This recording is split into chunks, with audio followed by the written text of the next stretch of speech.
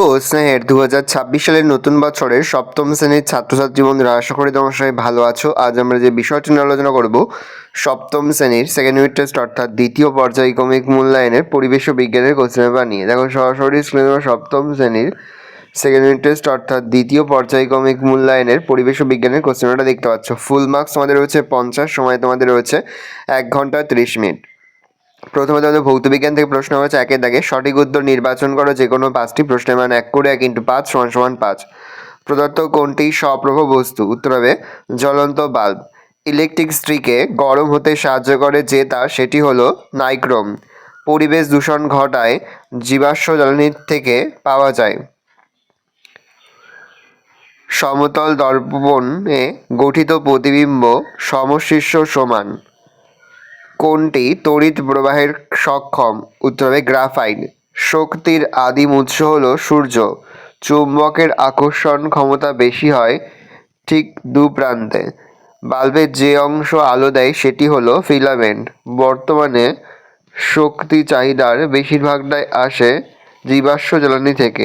এটি পরিবেশ বান্ধব বিদ্যুৎ শক্তির উৎস হলো জলবিদ্যুৎ। 2-এর দাগে নিচের যে কোনো 5টি প্রশ্নের উত্তর দাও। প্রশ্নের মান 1 করে 1 × 5 = 5।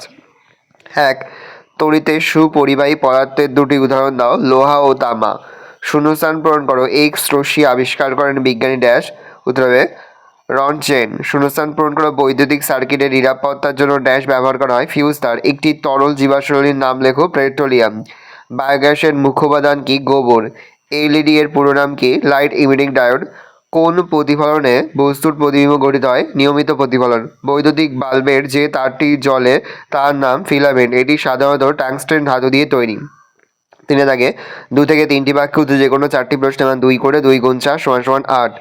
নিয়মিত ও বিক্ষিপ্ত প্রতিফলনের মধ্যে 3টি পার্থক্য লেখো। তড়িৎচুম্বক কাকে বলে? এর বৈশিষ্ট্য লেখো। একটি রশ্মি সমতল দর্পণে তার তলের সঙ্গে 60 ডিগ্রি কোণ করে আপতিত হলে আপতন কোণ ও প্রতিফলন কোণ কত? তড়িৎ চুম্বকের মেরুশক্তি বাড়ানোর 2টি উপায় লেখো। প্রাইমারি সেল বা ডিসপোজেবল সেল কাকে বলে? বর্ণালী কাকে বলে? 4-এর দাগে নিম্নলিখিত প্রশ্নের উত্তর যে কোনো 4টি প্রশ্নের মান রয়েছে 3 করে 3 × 4 = 12। ফিউজ তার কি? বর্তনীতে এটি কেন ব্যবহার করা হয়? এলইডি কি? এলইডির ব্যবহারের সুবিধাগুলি লেখো। বৈদ্যুতিক বাল্বের ফিলামেন্ট টাংস্টেন দিয়ে তৈরি হওয়ার কারণ কি? পরিবেশ বান্ধব শক্তি কাকে বলে? বায়োগ্যাসের মুখ্য উপাদান কি? বায়োগ্যাসের সুবিধা অসুবিধাগুলি উল্লেখ করো। আলোর প্রতিফলনের সূত্র দুটি চিহ্নিত করো বা সূত্রটি চিত্রসহ লেখো। মেরুজ্যোতি বা অরোরা কিভাবে সৃষ্টি হয়? তড়িৎ চুম্বক কাকে বলে? বায়ু শক্তি ব্যবহারের সুবিধাগুলি লেখো। নেক্সট রয়েছে তোমার লাইফ সায়েন্স জীবনবিজ্ঞানের প্রশ্ন। সঠিক উত্তরটি নির্বাচন করো যে কোনো 5টি। 2টি পর্বের মাঝের অংশকে বলে মধ্যপর্ব। ফুলের যে অংশ ফলে পরিণত তা হলো ডিম্বাশয়। একটি যৌগিক ফল হলো এঁচোড়। শ্বাসমূল সৃষ্টিকারী একটি উদ্ভিদ হলো সুন্দরী। একটি ফুলের সবচেয়ে বাইরের স্তবক হলো বৃতি। নিষেকের পর ডিম্বাশয় রূপান্তরিত হয় ফলে। একটি একবীজপত্রী বীজের উদাহরণ দাও। উত্তর হবে ধান। পরাগ মিলনের সময় পরাগরেণু স্থানান্তরিত হয় গর্ভমুণ্ডে। 2-এর দাগে নিচের প্রশ্নগুলোর উত্তর দাও। যে কোনো 5টি প্রশ্নের মান 1 করে 1 × 5 = 5। শূন্যস্থান পূরণ করো। উষ্ণতা বৃদ্ধিতে ব্যাপনের হার ড্যাশ পায় বৃদ্ধি। শূন্যস্থান পূরণ করো। অতিরিক্ত বাষ্পমোচনে বাধা সৃষ্টি করে ফণিমনসা গাছ। শূন্যস্থান পূরণ করো। সেপটিক ট্যাঙ্কের বিষাক্ত গ্যাসটি হলো H2S। একটি রূপান্তরিত মৃত কাণ্ডের উদাহরণ দাও। আলু। কুমড়ো ফুলে কীরকম পরাগযোগ লক্ষ্য করা যায়? ইতর পরাগযোগ। গাছের মূলরমের মাধ্যমে মাটি থেকে জল শোষণ কোন ঘটনার উদাহরণ? অভিস্রাবণ। তেঁতুল বীজ কোন ধরনের অঙ্কুরোদ্গম হয়? মিতভেদী অঙ্কুরোদ্গম। 3 দাগে সংক্ষিপ্ত যে কোনো 2টি। সাপ কেন প্রায় জীব বের করে? মৃদভেদী অঙ্কুরোদ্গম কাকে বলে? উদাহরণসহ লেখো। সমুদ্রের মাছ কিভাবে নিজের দেহের জলের পরিমাণ স্বাভাবিক রাখে? পরাগ মিলনের 2টি সমস্যা উল্লেখ করো। উদাহরণসহ রূপান্তরিত কাণ্ড বলতে কী বোঝায়? লেখো। 4-এর দাগে যে কোনো 2টি প্রশ্নের উত্তর দাও। প্রশ্নের মান 3 করে 3 × 2 = 6। কাণ্ডের 2টি কাজ লেখো।